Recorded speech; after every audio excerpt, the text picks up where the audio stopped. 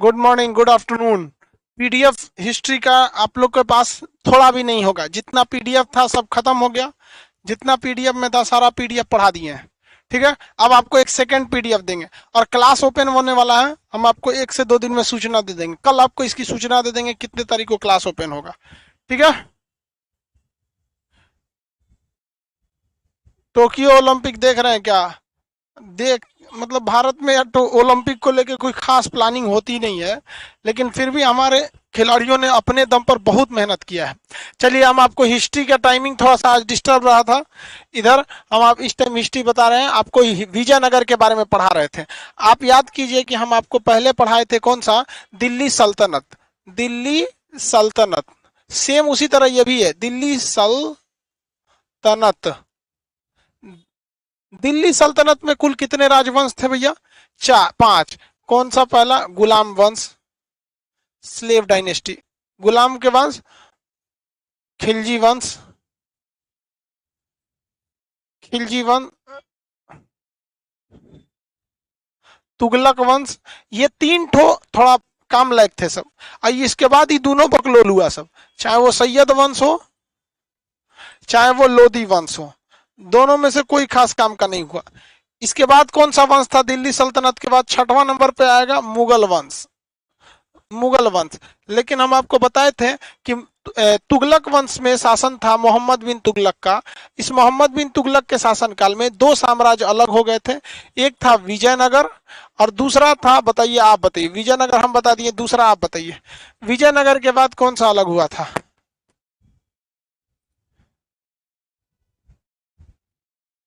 दूसरा आप बताओ भाई। मुगल वंश। बहमनी। कल बताए भी थे हमको, बहमनी, बहमनी वंश। ये 2 वंश थे। तो हमको इसी में इसको पढ़ लेना है, वरना अगर हम गलती से भी मुगल में चले जाएंगे तो मुगल वाले के बाद मुगल की टॉपिक बहुत लंबी होती है, फिर ये छूटा ही रह जाएगा। तो हमें कौन सा वंश पढ़ना है? ये विजयनगर। देखिए, विजयनगर के बारे में हम समझते हैं। विजयनगर दक्षिण भारत में कर्नाटक राज्य में पड़ता है। विजयनगर दक्षिण भारत के कहाँ पड़ता है भैया? कर्नाटक राज्य में पड़ता है। तो ये था दिल्ली। दिल्ली में शासक था कौन सा? मोहम्मद बिन तुगलक। ये बात है 1346 ईस्वी की। 1346 ईस्वी की थी दिल्ली में। मोहम्मद बिन तुगलक के शासन का पीडीएफ बाबू बोल रहे हैं ना, अभी आपको सैटरडे को मिलेगा। सैटरडे या संडे तक में पीडीएफ मिलेगा। एक ही बार आप लोग का अच्छा खासा पीडीएफ मिल जाएगा। तो आपको पीडीएफ के लिए थोड़ा सा इस बार वेट कर लीजिए। तो 1346 में मोहम्मद बिन तुगलक ने दक्षिण भारत में अपने सैनिकों को भेजा और दक्षिण भारत से 2 भाइयों को पकड़ के मंगवाया। एक का नाम था हरिहर, दूसरे का नाम था बुक्का। हरिहर एवं बुक्का 2 भाई थे सब। सर, आगे देखिए, हरिहर एवं बुक्का कितने भाई थे भाई? हरिहर एवं बुक्का नामक 2 भाई थे सब। इन 2 भाइयों में से इन्हें किसने पकड़ के लाया? मोहम्मद बिन तुगलक। और सेनापति से बुलाया दिल्ली में, और दिल्ली में इन लोगों को अपना अधीन बना लिया और कहा कि तुम इस्लाम धर्म अपना लो। बहुत होशियार था सभी सब। इसने देखा सब कि भाई उसके चंगुल में फंसे हैं, जैसा बोल रहा है वैसे चुपचाप कर लो। तो इसने क्या किया? इस्लाम धर्म को अपना लिया। इन लोगों ने इस्लाम धर्म को अपना लिया। अब ये मोहम्मद बिन तुगलक कितना बड़ा बैल था, आप इसे समझिए। इतना बड़ा बैल था ससुरा ये, कि इसने इन्हीं लोगों को कहा कि अच्छा तुम वापस जाओ और पूरी तरह से विजयनगर को जीत के आओ। भैया, ये विजयनगर के ही दोनों भाई थे सब। इन्हीं को पकड़ के कहा इस्लाम धर्म अपना लिया, चलो ठीक है वापस जाओ। जब ये वापस गए तो इन्होंने कहा कि अब कौन सी, अब कैसा? तो इनके गुरु मिल गए विद्यारण्य। इनके गुरु कौन से मिल गए? विद्यारण्य। विद्यारण्य। विद्यारण्य।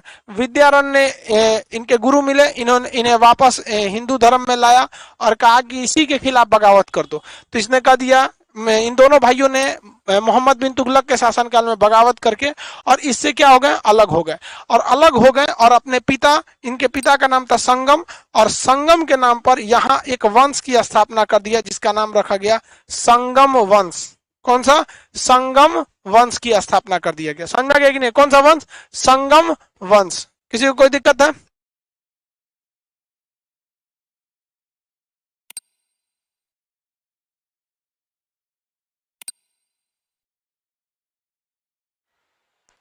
बताइए, विजयनगर पर स्थापित होने वाला पहला वंश कौन सा था?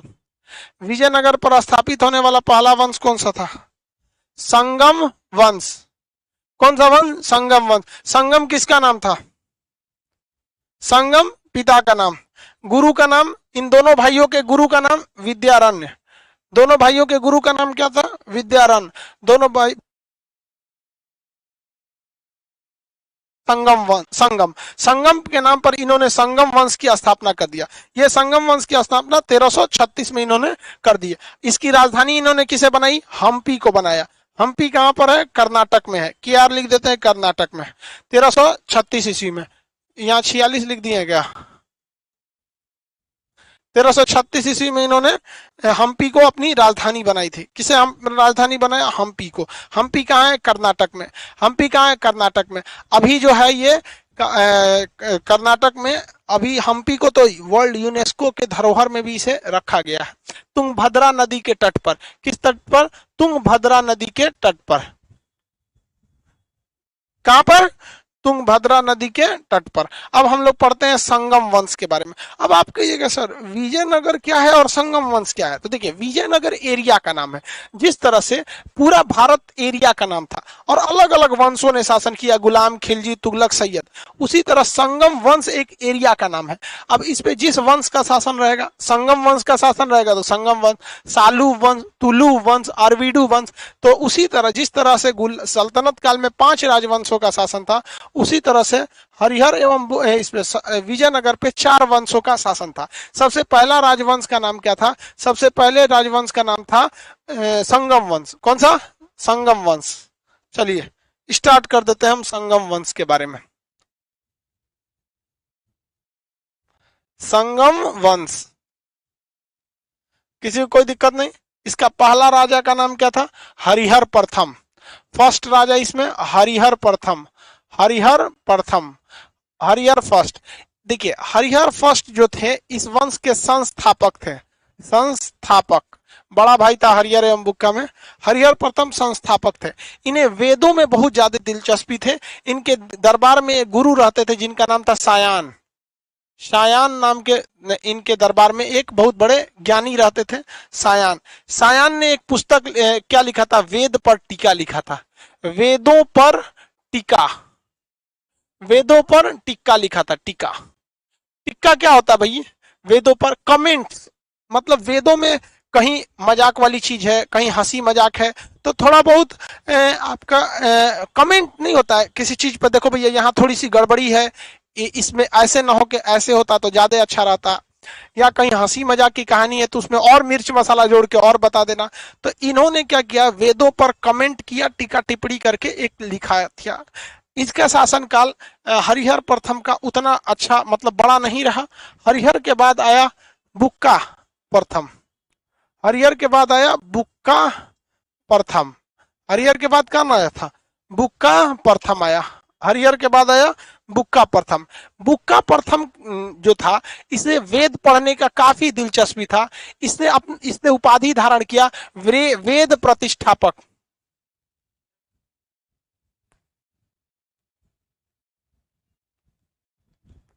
वेद प्रतिष्ठापक, वेद प्रतिष्ठापक की उपाधि किसने धारण किया? बुक्का प्रथम। वेद प्रतिष्ठापक का उपाधि धारण किया बुक्का प्रथम। बुक्का प्रथम के समय एक दिक्कत हो गया। क्या चीज दिक्कत हुआ? रायचूर दोआब को लेकर एक बवाल हो गया। रायचूर दोआब, रायचूर दोआब क्या थी भैया? एक भूमि का टुकड़ा, बहुत ही उपजाऊ जगह थी रायचूर दोआब। इस रायचूर दोआब पर कब्जा करने के लिए चालू हो गए सब बहमनी साम्राज्य वाले और विजयनगर, क्योंकि विजयनगर भी टूटा था मोहम्मद बिन तुगलक से, वो भी दक्षिण भारत में था। और विजयनगर और बहमनी और विजयनगर दोनों मोहम्मद बिन तुगलक के शासनकाल से टूटे थे और दक्षिण भारत में थे। दोनों में क्या हो गया? बवाल हो गया। तो ये रायचूर को लेकर दोआब में युद्ध हुआ और ये युद्ध 200 सालों तक चला था। खानदानी युद्ध था। जैसे कभी कभी किसी में खानदान में झगड़ा चलता है, नहीं देखते खानदानी दुश्मनी 100-200 साल से चले आ रहा है, तो ऐसी होती है खानदानी दुश्मनी। समझ में आ गया कि नहीं? रायचूर दोआब तुंगभद्रा नदी के पास था। रायचूर दोआब बहुत ही ज्यादा उपजाऊ था। अब इस पर बहमनी क्या चाहते थे कि हम कब्जा कर लें। जैसे दोनों दक्षिण भारत में ही थे। ये विजयनगर हो गया, ये बहमनी हो गए, सॉरी विजयनगर नीचे था, बहमनी ऊपर था। ये विजयनगर, ये बहमनी। तो बहमनी वाला चाहता था कि हम जीत जाए, विजयनगर चाहता था हम जीत जाए, दोनों के बीच में आता था रायचूर दोआब। तो इसके बीच में युद्ध हो गया और इस पर आक्रमण कर दिया मोहम्मद प्रथम ने। किसने आक्रमण किया? मोहम्मद प्रथम। मोहम्मद प्रथम जो था, मोहम्मद प्रथम ने किसे हरा दिया? बुक्का प्रथम को पराजित कर दिया। बुक्का प्रथम को पराजित कर दिया, हरा दिया। पराजित क्या कर दिया भैया? पराजित कर दिया, हरा दिया था इन्हें। और हराने के बाद रायचूर दोआब, अब इस पर बहमनी क्या चाहते थे कि हम कब्जा कर लें, जैसे दोनों दक्षिण भारत में ही थे। ये विजयनगर हो गया, ये बहमनी हो गए, सॉरी विजयनगर नीचे था, बहमनी ऊपर था। ये विजयनगर, ये बहमनी। तो बहमनी वाला चाहता था कि हम जीत जाए, विजयनगर चाहता था हम जीत जाए, दोनों के बीच में आता था रायचूर दोआब। तो इसके बीच में युद्ध हो गया और इस पर आक्रमण कर दिया मोहम्मद प्रथम ने। किसने आक्रमण किया? मोहम्मद प्रथम। मोहम्मद प्रथम जो था, मोहम्मद प्रथम ने किसे हरा दिया? बुक्का प्रथम को पराजित कर दिया। बुक्का प्रथम को पराजित कर दिया, हरा दिया। पराजित क्या कर दिया भैया? पराजित कर दिया, हरा दिया था इन्हें। और हराने के बाद रायचूर दोआब का थोड़ा सा हिस्सा अपने पे कब्जा कर लिया। कंप्लीट रायचूर दोआब कब्जे में नहीं आई थी। कंप्लीट रायचूर दोआब किसी के कब्जे में नहीं गया था, हमेशा से विवादित रहा था। तो अब इसके बाद अगला शासक जो बना इस वंश का, उसका नाम था देवराय प्रथम। Devaraya first. Devaraya first. Devaraya first जो था ये बहुत ही योग्य शासक था। इसने तुंगभद्रा नदी पर, कौन सी नदी पर? तुंगभद्रा नदी पर। तुंगभद्रा नदी पर क्या बनवा दिया? बांध बनवा दिया, बांध। और इस बांध से क्या निकलवा दिया? नहर निकलवा दिया, नहर। तुंगभद्रा नदी पर क्या बनवा दिया? बांध। और इससे क्या बना दिया? नहर बनवा दिया। इसके शासन काल में फिर बहमनी वालों ने आक्रमण किया। तो जिस तरह से यहाँ बुक्का के बाद अगला शासक देवराय प्रथम बन गया है, उसी तरह वहां मोहम्मद प्रथम के जगह पर अगला शासक फिरोज शाह बहमन बन गया था। कौन बन गया? फिरोज शाह बहमन। बहमन, फिरोज शाह बहमन बन गया। कौन बन गया? फिरोज शाह बहमन बन गया था। और फिरोज शाह बहमन ने फिर से पराजित कर दिया, किसको? देवराय प्रथम को पराजित कर दिया। वहां मोहम्मद प्रथम ने पराजित किया था, फिरोज शाह बहमन ने देवराय को पराजित कर दिया। देवराय प्रथम को क्या कर दिया? पराजित कर दिया, हरा दिया, पराजित कर दिया। लेकिन इन दोनों के बीच में पारिवारिक संबंध और वैवाहिक संबंध स्थापित हो गए। जैसे देखते थे ना इंटरकास्ट मैरिज, जैसे अकबर का विवाह जोधाबाई से हो गया, उस टाइप में यहाँ पर क्या हो गया?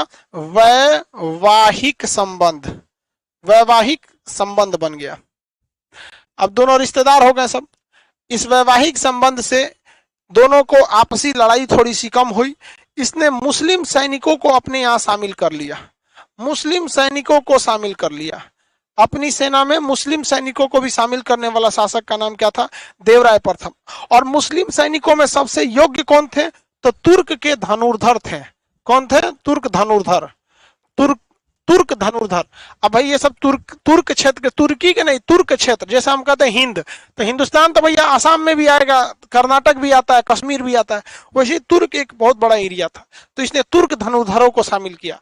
ये क्वेश्चन बहुत बार पूछता है कि विजयनगर का वह शासक जिसने अपने सेना में तुर्क धनुर्धरों को शामिल किया था, किसे शामिल किया भैया? तुर्क धनुर्धरों को। किसे शामिल किया? तुर्क धनुर्धरों को शामिल किया। किसे शामिल किया? तुर्क धनुर्धरों को। क्वेश्चन बताइए, विजयनगर साम्राज्य की स्थापना 1336 ईस्वी में किस दिल्ली सल्तनत के राजा के वक्त में हुई थी?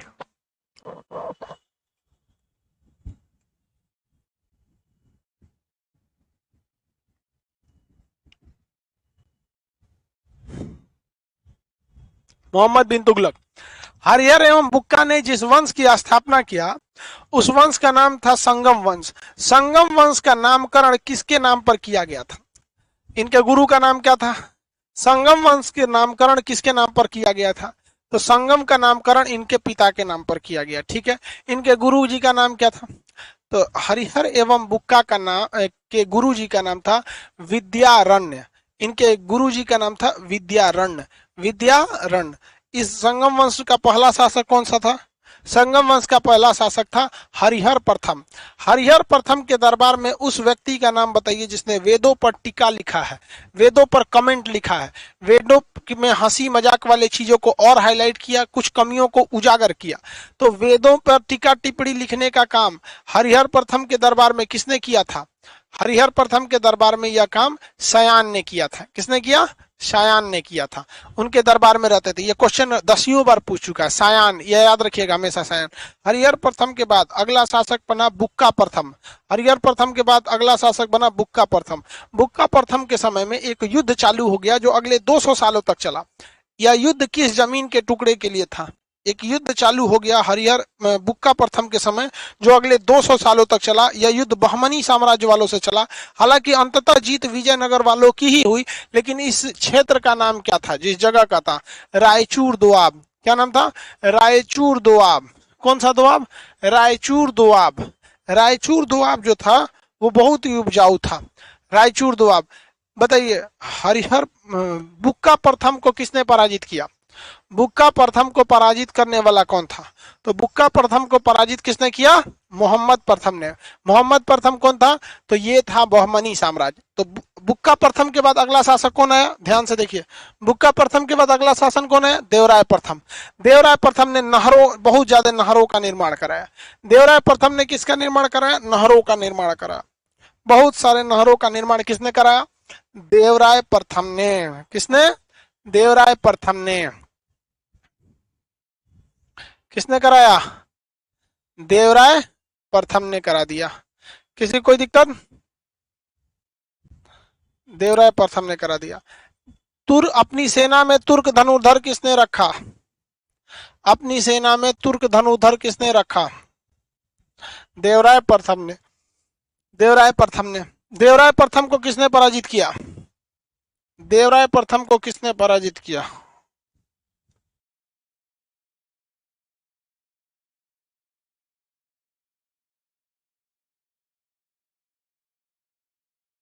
देवराय प्रथम ने करा दिया।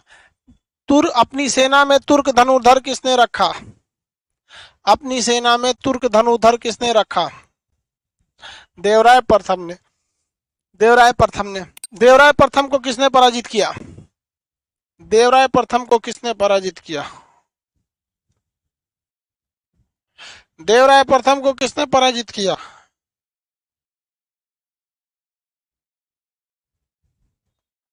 देवराय प्रथम को किसने पराजित किया?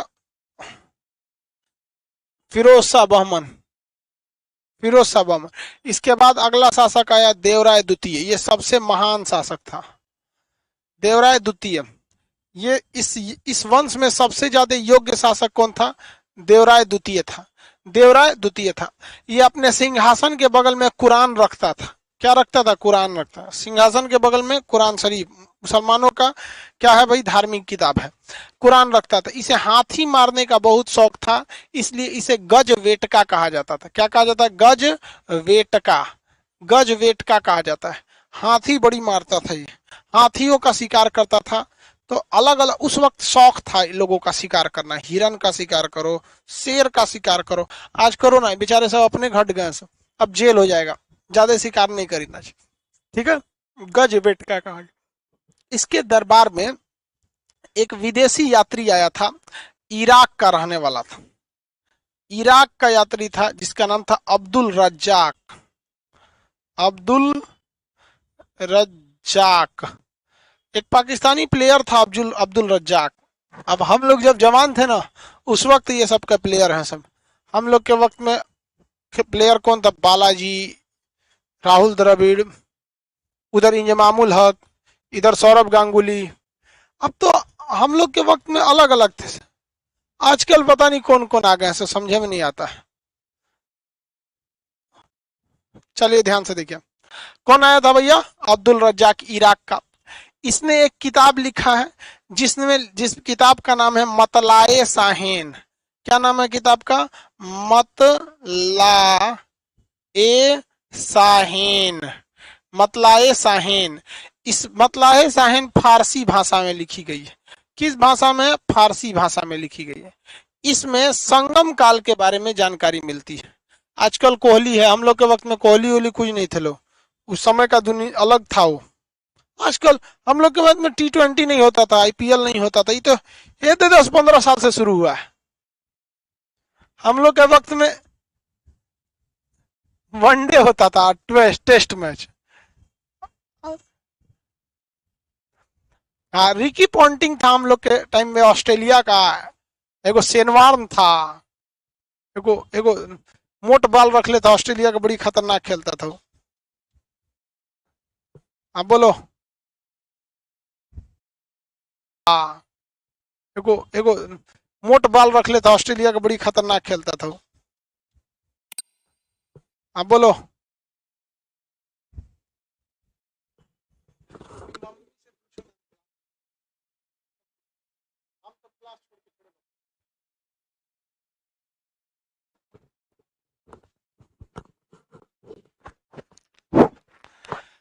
देखो भाई, अब्दुल रज्जाक की पुस्तक का नाम क्या था? मतलाए साहेन। किस भाषा में है? फारसी भाषा में है। इसमें कहा गया है कि विजयनगर काल की सारी जानकारी दी गई है। कहा गया है लगभग 300 बंदरगाह थे। विजयनगर के पास कितने बंदरगाह थे? 300 बंदरगाह थे। इसका मतलब ये बताइए कि विजयनगर की नौसेना मजबूत थी या नहीं। आप अंदाजा लगाइए, जिस राज्य में 300 बंदरगाह हो, वो भी इतने छोटे एरिया में, उस जगह की नौसेना मजबूत होगी कि नहीं हो। आप अंदाजा लगाइए, 300 अगर बंदरगाह सीपोर्ट है तो नौसेना मजबूत होगी कि नहीं होगी? तो मजबूत होगी नौसेना। अब 300 में नौसेना मजबूत थी तो भैया ये नौसेना मजबूत किस लिए रखेंगे? परछावना में तो होगा नहीं। तो इसके लिए नौसेना मजबूत थी तो इन्होंने युद्ध भी किया होगा कहीं ना कहीं। तो इस ससुरा ने श्रीलंका पर आक्रमण कर दिया। कहाँ आक्रमण किया? श्रीलंका। देख रहे हैं, हनुमान जी का प्रसादी बना दिया है श्रीलंका को। ये श्रीलंका पर तीसरा आक्रमण है। श्रीलंका पर आक्रमण करने वाला कृष्णदेवराय तीसरा शासक था। अन्य दो शासकों के नाम आप बताइए, हम पढ़ा चुके हैं। श्रीलंका पर आक्रमण इसने किया था, देवराय द्वितीय ने। लेकिन यह पहला शासक नहीं था जिसने श्रीलंका पर आक्रमण किया। इससे पहले भी श्रीलंका पर आक्रमण हुए हैं और दो दो आक्रमण हुए हैं। कौन कौन था बताइए? श्रीलंका पर आक्रमण करने वाले पहला दूसरा दो शासकों के नाम बताइए। राजेंद्र चोल। अरे भाई, राजेंद्र चोल से पहले भी एगो था। राजेंद्र चोल से भी पहले हाँ ठीक है ठीक है। राज और राजेंद्र चोल। राज ने तो कम में लूटा, राजेंद्र चोल ने तो पूरा उठा लाया। राज और राजेंद्र चोल, समझा गया? राज और राजेंद्र चोल, दो लोगों ने क्या किया था? जीत लिया था। यानी श्रीलंका पर आक्रमण राज राज राजेंद्र चोल या राजेंद्र प्रथम कहिए, या फिर और एक इधर देवराय द्वितीय। देवराय द्वितीय। कौन था भाई? देवराय द्वितीय। इतने लोगों ने क्या किया था भैया? शासन किया। ठीक है, श्रीलंका पर आक्रमण किया। तो देवराय प्रथम योग्य उतना नहीं था, देवराय द्वितीय बहुत ही योग्य था। देवराय द्वितीय योग्य था। देवराय राजा राज, देवराय बहुत ही योग्य था। इसने अपने सिंहासन के बगल में कुरान रखता था। हाथी मारने का शौक था, गजवेटका कहा जाता था। इसके दरबार में एक विदेशी यात्री इब्न कौन आया था? अब्दुल रज्जाक आया था। अब्दुल रज्जाक कहाँ का रहने वाला? अब्दुल रज्जाक रहने वाला इराक का। अब्दुल रज्जाक इराक का रहने वाला था। अब्दुल रज्जाक ने किस भाषा में लिखी? तो फारसी में लिखी। क्या था? मतलाए साहेन। श्रीलंका पर आक्रमण करने वाला पहला राजा तो राजा राज, दूसरा राजेंद्र प्रथम, ये दोनों चोल वंश के थे सर। तीसरा शासक देवराय द्वितीय था। तीसरा शासक देवराय द्वितीय था। अब हम आपसे कहते हैं, अगला देखिए, क्या आपको ये याद है कि नहीं? रिवाइज कर लेंगे। चलिए एक बार पहले रिवाइज कीजिए।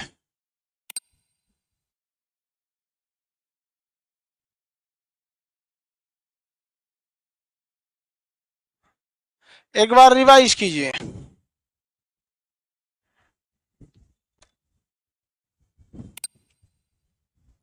चलिए पूछे, बता देंगे? पहले इसको हटाइए देते हैं।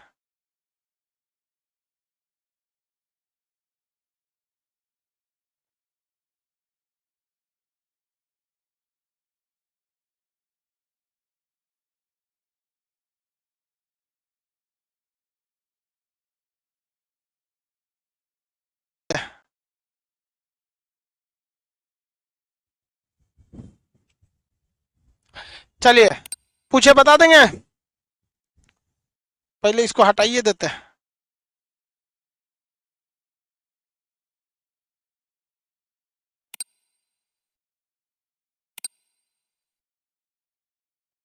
इसको हटा ही देते हैं।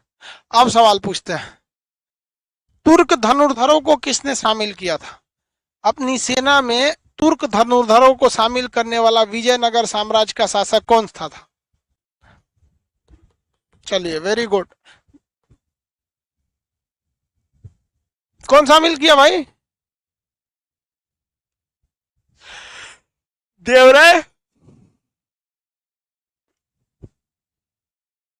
तुर्क धनुर्धरों को शामिल किया देवराय प्रथम ने शामिल किया। चलिए दूसरा बताइए, तुंगभद्रा नदी पर नहरों की जाल बिछाया देवराय प्रथम ने। सयान किसके दरबार में रहते थे? वेदों पर कमेंट लिखने वाले सयान किसके दरबार में रहते थे? वेदों पर टीका टिप्पणी यानी कमेंट लिखने वाले सयान किसके दरबार में रहते थे? वेदों पर कमेंट या टीका टिप्पणी लिखने वाले सयान किसके दरबार में रहते थे?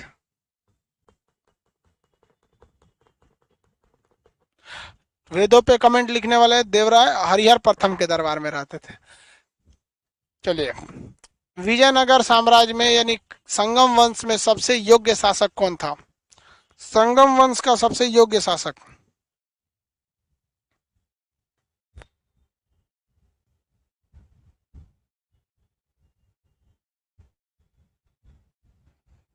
देवराय द्वितीय।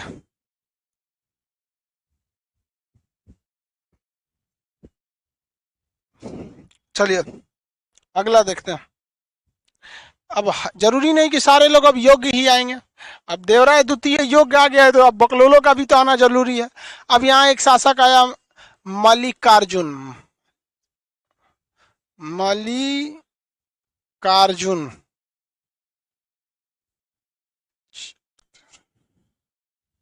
कौन शासक आया? मल्लिकार्जुन। मल्लिकार्जुन एक अयोग्य शासक था। कैसा था? अयोग्य शासक था। इसे प्रौढ़ देवराय कहते हैं, मतलब बूढ़ा देवराय। इसे प्रौढ़ देवराय कहते हैं। इसे क्या कहते हैं? प्रौढ़ देवराय। यह अयोग्य शासक था, उतना बढ़िया शासक नहीं था। इस वंश में कई शासक आए। विरूपाक्ष इस वंश का अंतिम शासक था। यहीं तक महान शासक रहे सब। इस वंश का सबसे लास्ट शासक का नाम था विरूपाक्ष। विरूपाक्ष जो था ये एकदम इस वंश का लास्ट था, क्योंकि इसकी हत्या कर दिया गया। इसकी हत्या करने वाला था सालूव नरसिंह। सालूव नरसिंह। इसकी हत्या किसने कर दिया? सालूव नरसिंह। सालूव नरसिंह।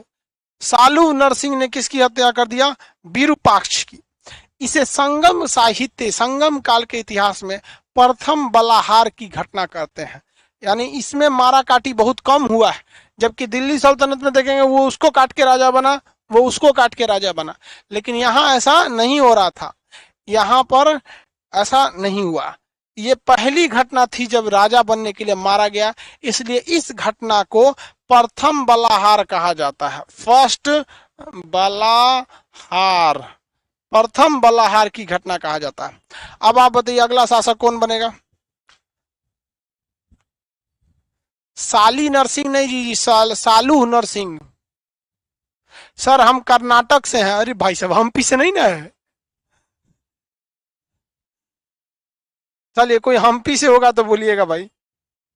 हम्पी बहुत बेहतरीन जगह है। 2-4 साल में हम और बुढ़ाइए जाएंगे, पूरा खत्म। अब एक बार भारत भ्रमण पर निकला जाएगा। जितना इतिहास में जगह पढ़ा है सबको घूम घूम के आएंगे। मुश्किल से मुश्किल 1-8 साल और चलेंगे हम लोग।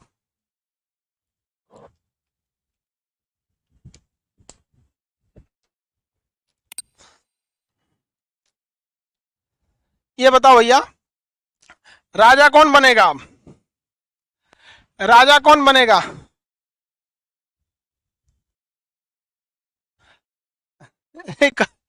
वो कह रहा है सर हम बनेंगे।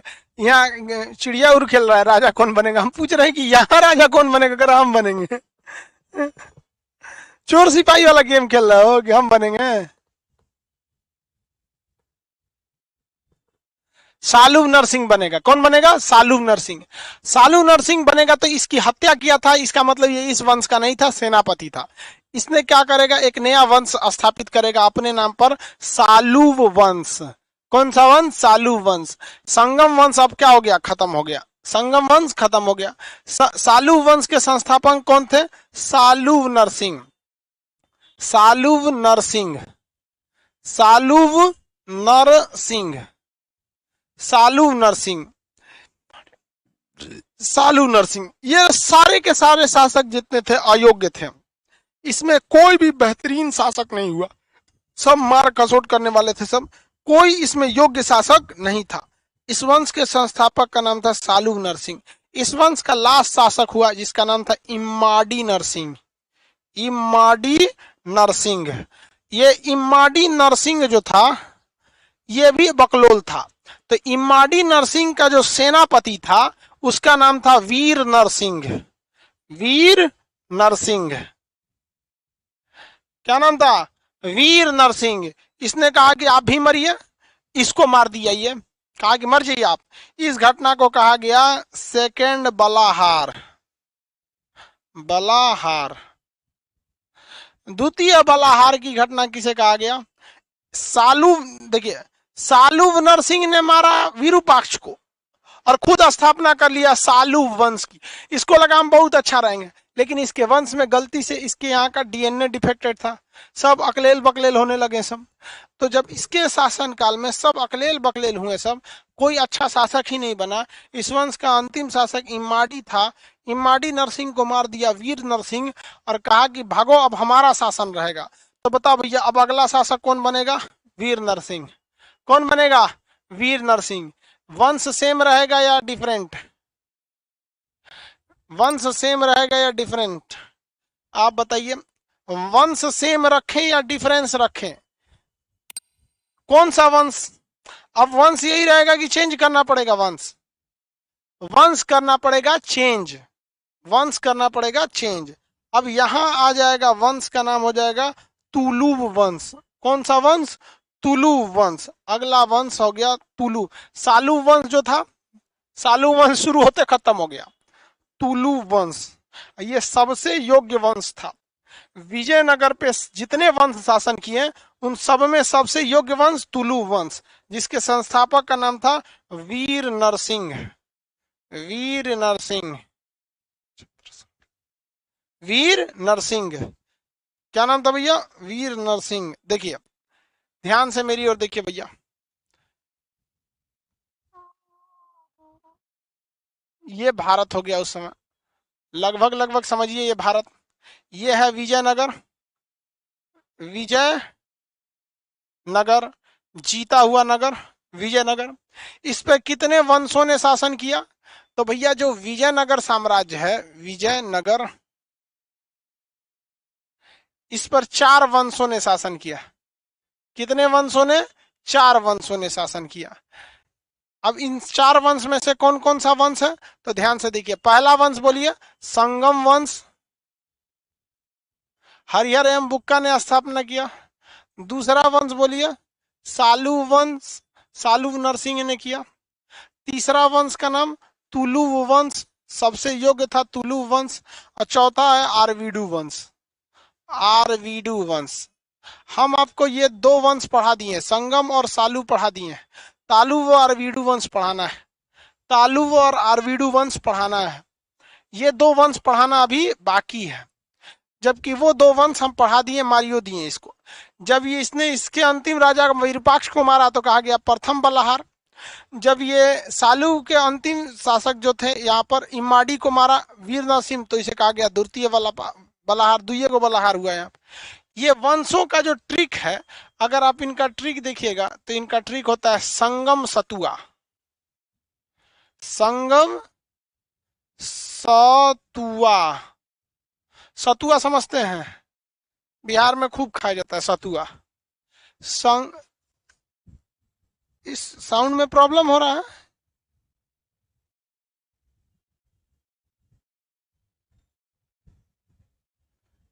एगो चाइनीज भाषा में लिख रहा है। हाँ, बैटरी खत्म होने वाला है। संगम सतुआ, सतुआ होता है मकई का आटा, मकई का आटा और चना का आटा मिला के खाया जाता है। समझ में आ गया?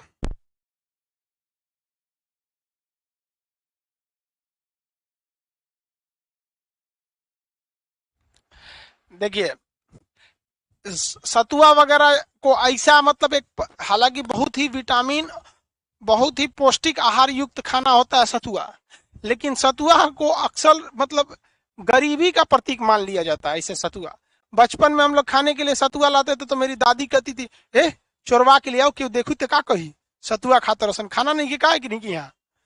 तो सतु चोरवा के लाने का मतलब समझते हैं, छुपा के लाना। तो मेरी दादी कहती थी सतुआ अगर लाते हो ना तो छुपा के लाया करो, कोई देखेगा तो क्या कहेगा। तो समाज में अलग अलग रीति बन जाती है, मतलब नियत मर्दों की खराब होती है और घूंघट औरतों के निकलवा दिए जाते हैं। तो रीतियों का क्या कहिएगा। तो सतुआ जो होता है ना अक्सर मतलब गरीबी का द्योतक, ऐसा समाज में एक बांध दिया गया उसको। अब इस गरीबी में भी दो टाइप का गरीबी, देखिए सतुआ दो टाइप का, एक मकई के आटा का सतुआ, वो सस्ता मिलता है। एक चना को भून दिया जाता है और चना भूनने के बाद जो सतुआ बनता है वो अच्छा सतुआ माना जाता है। तो खाना तो चाहिए अच्छा सतुआ वाला, लेकिन गरीबी के चक्कर में आदमी क्या करता है कि दोनों को मिला देता है। तो मकई का सस्ता पड़ता है इसलिए ज्यादा होने से पेट भर जाता है बट टेस्ट नहीं आता है। तो चने का सतुआ मिला के उसमें डाल के नमक वमक डाल के अचार चटनी हेन तेन से खा लिया जाता है सतुआ। तो बिहार का ये बहुत प्रमुख भोजन है सतुआ। तो इसका इसका क्या चीज कहिएगा भाई, ट्रिक क्या हो गया, संगम सतुआ। संगम से कौन सा वंश, सालू वंश। संगम से कौन सा हो गया, सालू वंश। स से क्या हो गया, संगम से संगम वंश, सालू वंश नहीं, संगम से संगम वंश। सालू, स से सालू वंश, कौन सा वंश, सालू वंश। त से तुलु वंश।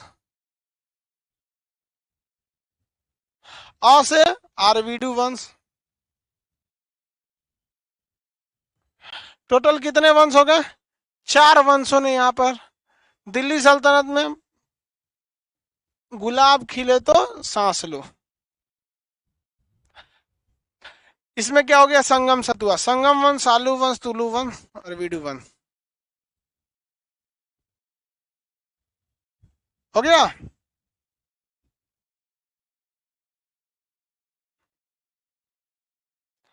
किसी को कोई दिक्कत नहीं है,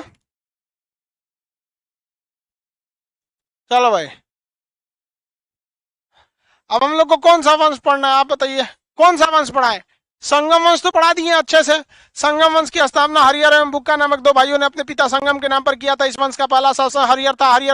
हरिहर के दरबार में क्या रहते थे, हरिहर प्रथम के दरबार में कौन रहा करते थे, सायन रहते थे जिन्होंने वेदों पर टीका लिखा। इस वंश का दूसरा शासक बुक्का प्रथम बना।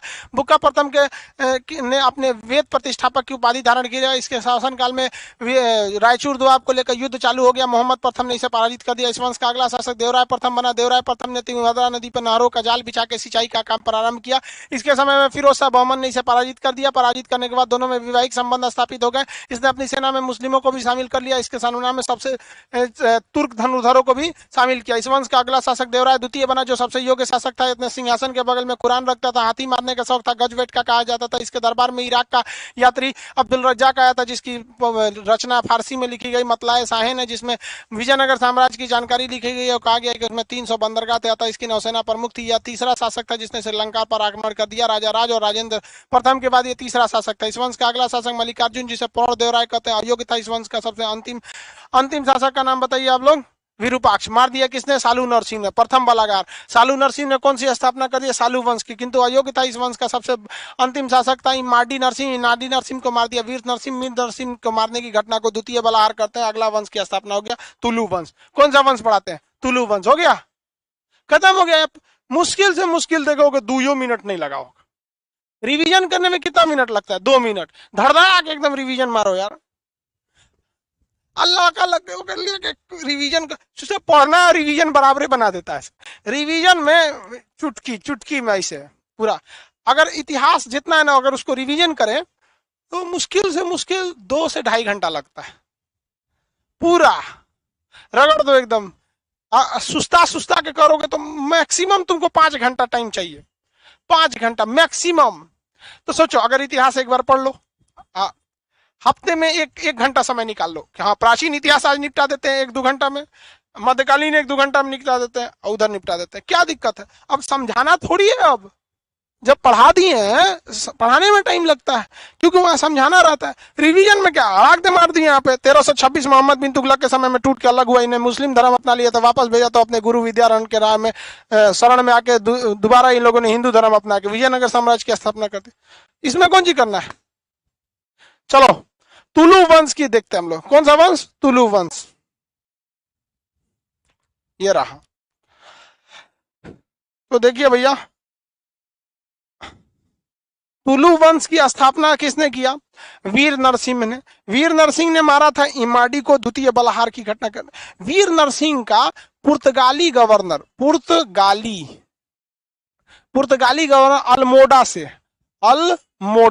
अल्मोड़ा से अच्छा संबंध था। यह बीपीएससी में पूछा हुआ क्वेश्चन है। ये कौन कर रहा है? नीचे खड़े हैं सर, हम आपसे मिलने आए हैं। अजब हाल है, यहाँ कोई नहीं मिल सकता है, बस क्लासे में मिलने का रास्ता है और कहीं नहीं। याद देखिए, इसका संबंध किससे था? पुर्तगाली गवर्नर अल्मोड़ा से। अल्मोड़ा से इसने घोड़ा खरीदा था। क्या खरीदा था? घोड़ा।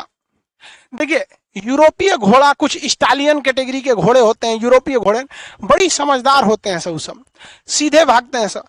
अब हम लोग के यहाँ का घोड़ा बहुत खचरा होता है, भगाइएगा इधर उधर को नया घोड़ी देख लेगा एकदम गोर सफेद रंग का घोड़ी, तो उधरे भाग जाएगा। चल चल चल चल चल उधरे चलते हम लोग। समझ आ गया कि नहीं आ गया? और वहां सीबीएसई वाला घोड़ा था सब, समझदार होता था सब। तो इसने क्या किया, वहां से क्या खरीदा? घोड़ा खरीदा। हमारे यहाँ घोड़ा को देखिएगा ना, यहाँ इसे पट्टी बांध देता आखिया पे, चक्कर पकड़ ना देखे, नहीं तो सोचा बहुत खचरा होता है, भाग जाएगा, इधर उधर कूदा देगा, दिक्कतें हो जाएगा। हम ऐसे ऐसे कर देता हम लोग के। समझ में आ गया कि नहीं आ गया? किसी को दिक्कत? फ्रांसिस गवर्नर से इसने क्या खरीदा था? फ्रांसिस करें, पुर्तगाली गवर्नर अल्मोड़ा से इसने घोड़ा खरीदा था। ये अच्छे कैटेगरी का क्या खरीदा? घोड़ा को खरीदा था। हाँ पापा बोलिए। क्लास में? ठीक।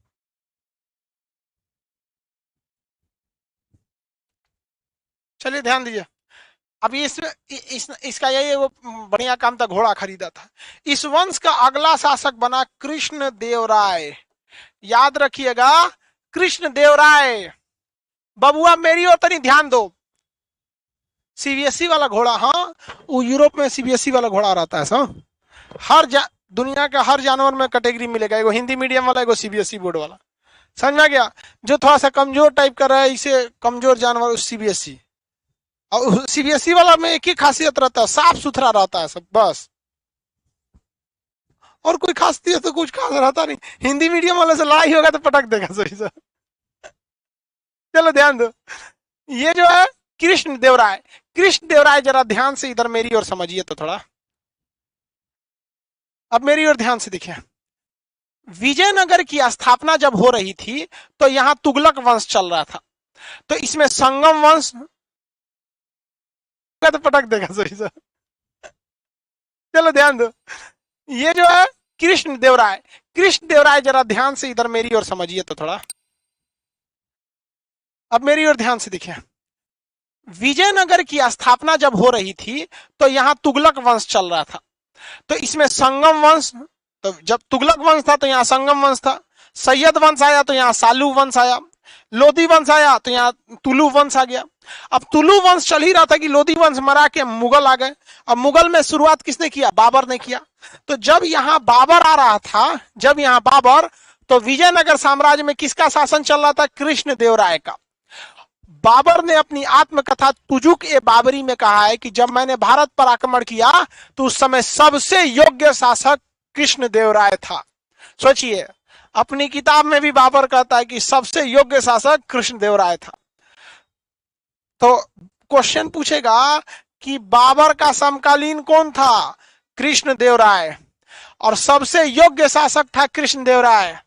कृष्ण देव राय जब सिंहासन पर बैठा तो बहमनी साम्राज्य के राजाओं से कहा, तुम्हारे पास दो रास्ते हैं, या तो तुम रायचूर दोआब हमें दे दो, या तो इस दुनिया को छोड़ के चल जाओ। उन्होंने कहा ऐसे कैसे कहता है, युद्ध होगा। कृष्णदेवराय ने युद्ध किया, सबको सुता के रख दिया और कहा कि रायचूर दोआब किसका होगा? मेरा होगा। जो 200 सालों से युद्ध चलता आ रहा है, उस युद्ध को आज हम पूर्ण विराम देते हैं। तो पूरी तरह से रायचूर दोआब पर अधिकार किसका हो गया है? विजयनगर साम्राज्य का। जबकि इससे पहले विजयनगर साम्राज्य वालों ने हारा ही है, चाहे वो बुक्का प्रथम हो, मोहम्मद प्रथम से हारे हो, देवराय प्रथम हो, फिरोज शाह बहमन से हारे हो, लेकिन इसने क्या कर दिया? हरा दिया। रायचूर दोआब पर अधिकार किसका हो गया? कृष्णदेवराय का। कृष्णदेवराय ने यहाँ उपाधि धारण किया आंध्र भोज तथा अभिनव भोज। आंध्र भोज और अभिनव भोज की उपाधि धारण किया। आंध्र भोज और अभिनव भोज। आंध्र भोज और अभिनव भोज। आंध्र भोज और अभिनव भोज की उपाधि धारण किया। कहा गया ससुरा हम जीते हैं। आंध्र भोज और अभिनव भोज की उपाधि धारण किया। कृष्णदेवराय की साहित्य में बहुत रचना थी। इसने पुस्तक की रचना किया है। एक पुस्तक का नाम है जामवती कल्याणम और आमुक्त माल्यद। आमुक्त माल्यद और जामवती कल्याणम, दो पुस्तक लिखा है इसने। आमुक्त माल्यद और एक का नाम है जामवती कल्याणम। कल्याणम, जामवती कल्याणम। विजयनगर साम्राज्य का सबसे प्रतापी शासक कृष्णदेवराय किसका समकालीन था? बाबर का समकालीन था। किसका समकालीन था? बाबर का। इसने रायचूर दोआब को सुता कर रख दिया, एकदम पूरी तरह से रायचूर दोआब पर कब्जा कर लिया। दो उपाधि धारण किया, आंध्र भोज और अभिनव भोज। इसे पुस्तक लिखने में काफी रुचि थी। इसने दो पुस्तक लिखा था, आमुक्त माल्यद तेलुगु भाषा में, जामवती कल्याणम संस्कृत भाषा में। इसे तेलुगु भाषा में बहुत ज्यादा दिलचस्पी थी। इसे किस भाषा में दिलचस्पी थी? तेलुगु भाषा में। इसके दरबार में अष्टदिग्गज रहते थे। कौन रहते थे? अष्टदिग्गज। ये 8 विद्वान थे तेलुगु भाषा के। तेलुगु भाषा के कितने विद्वान थे? 8 विद्वान थे। तेलुगु भाषा के 8 विद्वान थे, जिनका क्या कहा जाता था? अष्टदिग्गज। जबकि शिवाजी के शासनकाल में अष्ट प्रधान रहते थे। शिवाजी आगे पढ़ाएंगे, शिवाजी के शासनकाल में अष्ट प्रधान रहते थे। तो अष्टदिग्गज कितने भाषा, किस भाषा के जानकार थे? तेलुगु भाषा के 8 विद्वानों को अष्टदिग्गज कहा जाता है। इन अष्टदिग्गज में जो 2 सबसे महान थे, उनका नाम था अलसी पेडन्ना और एक का नाम था तेनालीराम। तो इन अष्टदिग्गज में 2 सबसे प्रमुख का नाम बताइए। अलसी पेडन्ना, अलसी पेडन्ना, और दूसरे का नाम तेनालीराम। तेनालीराम, दूसरे का नाम तेनालीराम। अलसी पेडन्ना और तेनालीराम, ये क्या थे? अष्टदिग्गज में 2 सबसे प्रधान थे, अलसी पेडन्ना और तेनालीराम। अलसी पेडन्ना और तेनालीराम, अलसी पेडन्ना तथा तेनालीराम तेलुगु भाषा के विद्वान थे। आज के लिए इतना ही रहने देते हैं। कल विजयनगर साम्राज्य को समाप्त कर देंगे और परसों चालू करेंगे बहमनी साम्राज्य। और बहमनी खत्म हो जाएगा तो हम सिख धर्म के बारे में थोड़ा सा देख लेंगे, सूफी संत के बारे में देख लेंगे, फिर थोड़ा सा हम वो देख लेंगे शंकराचार्य वगैरह वगैरह लोगों को। फिर हम लोग देखेंगे ये क्या नाम है, भक्ति आंदोलन को देखेंगे। भक्ति आंदोलन में भी 2 टाइप का भक्ति था, एक निर्गुण भक्ति, एक सगुण भक्ति। तो ये सब के बारे में आपके क्लास कर लेंगे। आज के लिए इतना।